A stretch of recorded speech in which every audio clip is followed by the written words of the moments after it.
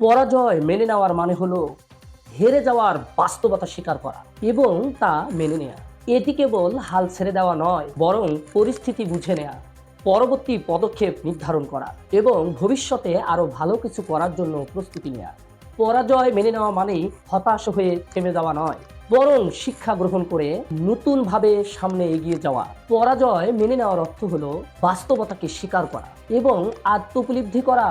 এটি মানে আত্মসমর্পণ নয়, বরং নিজের ভুল ত্রুটি বোঝা, ভবিষ্যতে আরো শক্তিশালী হয়ে ফিরে আসা। বন্ধু, এটা এক ধরনের মানসিক শক্তির প্রকাশ, যেখানে ব্যক্তি এবং সমাজের আবেগ থেকে বের হয়ে এসে যুক্তিসঙ্গতভাবে ভাবতে পারে। পরাজয় মেনে নেওয়ার মাধ্যমে অহংকার কমে, ধৈর্য বাড়ে এবং সামনে এগিয়ে যাওয়ার জন্য নতুন দৃষ্টিভঙ্গি তৈরি করে। অনেকে মনে করেন পরাজয় মানেই শেষ। বন্ধু, আসলে প্রকৃতপক্ষে পরাজয় হলো নতুন শুরু, নতুন দিনের সূচনা। যারা পরাজয়কে স্বীকার করে এবং তা থেকে শেখে, তারাই ভবিষ্যতে সফল হতে পারে। পরাজয় মেনে নেওয়া মানেই হেরে যাওয়া, বরং তা থেকে শিক্ষা গ্রহণ করা, আত্ম উন্নয়নের পথে এগিয়ে যাওয়া। এটি একটি মানসিক পরিপক্কতার লক্ষণ, যা মানুষকে আরো দৃঢ় অভিজ্ঞ করে তোলে। পরাজয় স্বীকার করতে পারা মানেই নিজেকে ছোট মনে করা নয়, বরং নিজের সীমাবদ্ধতা এবং তা কাটিয়ে ওঠার চেষ্টা করা।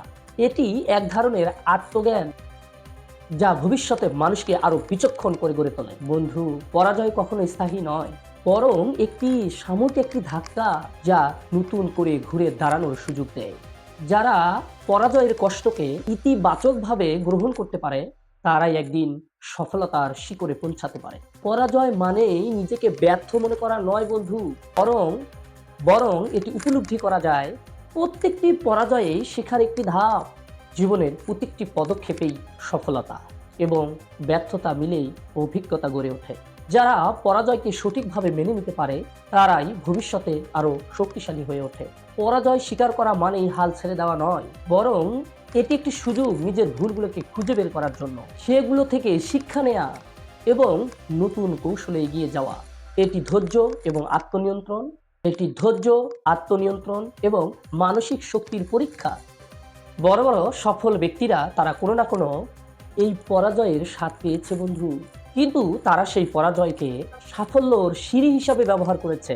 তাই পরাজয়কে শুধু শেষ বলে নয়, বরং নতুন শুরু হিসাবে দেখতে হবে। পরাজয় মানেই কিংবা হেরে যাওয়া মানেই নিজেকে আটকিয়ে রাখা নয় বন্ধু, এটি থেকে শিক্ষা নিয়ে সামনের দিকে এগিয়ে যাওয়া। বন্ধু, জীবনের সবকিছু পরিকল্পনা অনুযায়ী নাও হতে পারে, কিন্তু সেখান থেকেই নতুন কিছু সম্ভাবনা তৈরি হয়। যে ব্যক্তি পরাজয় মেনে নিতে জানে, সে সীমাবদ্ধতাকে স্বীকার করে, সে নিজের সীমাবদ্ধতাকে স্বীকার করে, সেগুলো কাটিয়ে ওঠার চেষ্টা করে। এটি আত্মজ্ঞান, ধৈর্য এবং মানসিক শক্তির পরিচয়। পরাজয় থেকে শিক্ষার মানসিকতা থাকলে সেটি ভবিষ্যতের সাফল্যর ভিত্তি হয়ে দাঁড়ায়। সফলতা এবং ব্যর্থতা এটি উপরের পরিপূরক। যারা পরাজয়কে অগ্রহণযোগ্য মনে করে, তারা কখনোই সত্যিকারের সফল হতে পারে না। কারণ প্রত্যেকটি পরাজয়ে এক একটি অভিজ্ঞতা বন্ধু, যা আমাদের আরো শক্তিশালী করে তোলে, আরো পরিপক্ক করে গড়ে তোলে। তাই পরাজয়কে ভয় না পেয়ে নিজের উন্নতির শিখর হিসাবে, উন্নতির সিঁড়ি হিসাবে ব্যবহার করো বন্ধু। প্রিয় বন্ধুরা, ভালো থাকবেন, সুস্থ থাকবেন, এই প্রত্যাশায় দেখা হবে আবারও কোনো এক নতুন ভিডিওতে।